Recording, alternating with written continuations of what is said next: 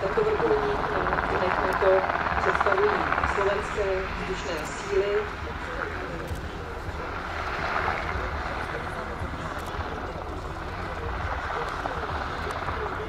Slovensko těmito vrtulníky disponuje od roku 2017, kdy významně modernizovalo své letectvo. Když bych měla alespoň v krátkosti vrtulník UH-60 Black Hawk představit, tak tento vrtulník vyrábí americká společnost Sikorsky. Jedná se o víceúčelový vrtulník, který má všestranné využití. Může být používán jak pro bojové operace a pro podporu pozemních sil. Bývá využíván při výcviku a bývá nasazován i při živelních katastrofách.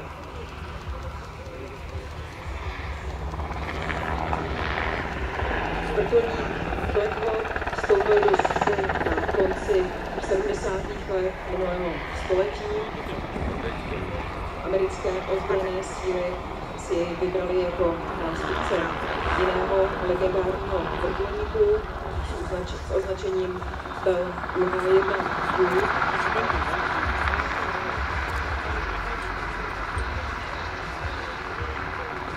Tady bych zmínila takovou zajímavost, a sice, že když americké ozbrojené síly uvažovaly o tom, který vrtulník od jaké společnosti si vyberou, tak zvažovali dvě varianty, respektive dva typy vrtulníků od dvou různých společností.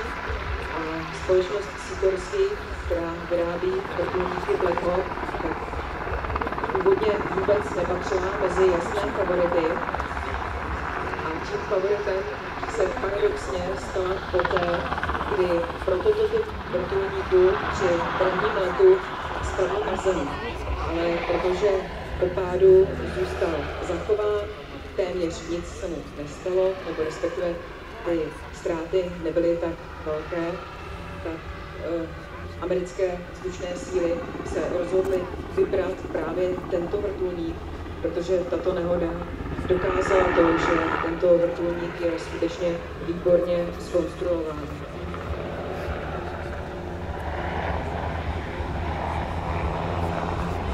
Tento skutečně legendární vrtulník má na svém kontě řadu operačních nasazení.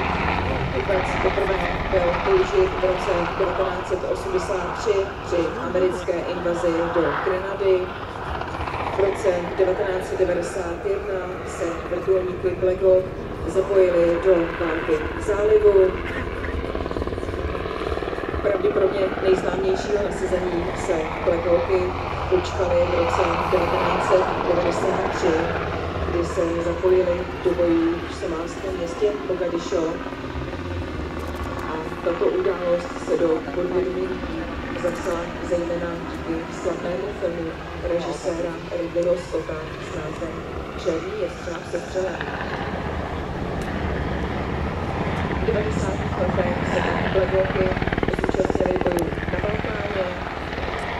V roce 2003 se podíleli na intervenci v Iráku a své uplatnění našli i během operací v Afghánistánu. Speciálně upravené vrtulníky Black Hawk byly také použity americkými speciálními jednotkami při dopadení Usámy bin Ládina v roce 2011.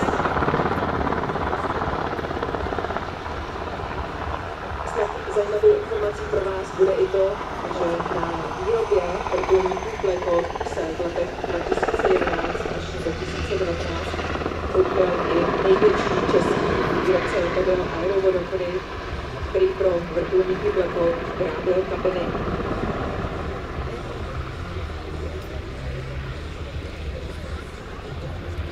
No a vrtulníky Black Hawk jste mohli poměrně nedávno vidět i na českém nebi.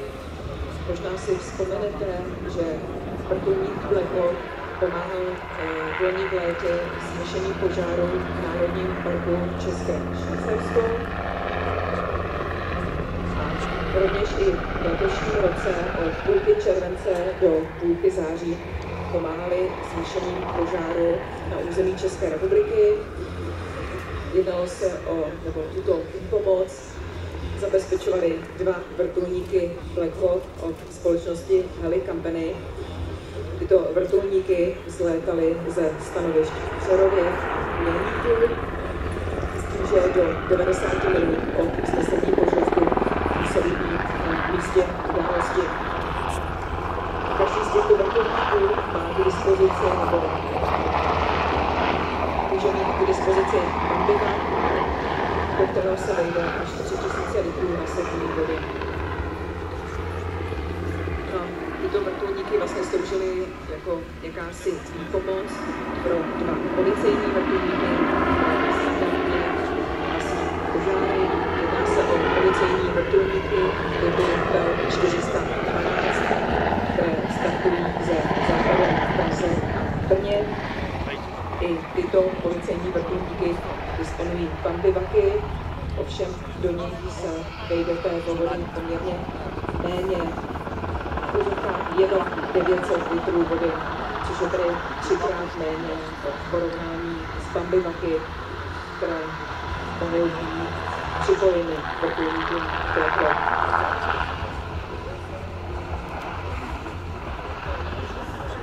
No a zatímco posádka vrtulníku ukazuje všechny schopnosti, různé manévry, co vrtulník Blackhawk dokáže, tak já ještě doplním, že vrtulníky Blackhawk, ať už z výzbroje slovenských vzdušných sil nebo jiných armád, se pravidelně zapojují do cvičení a výcviku příslušníků armády České republiky.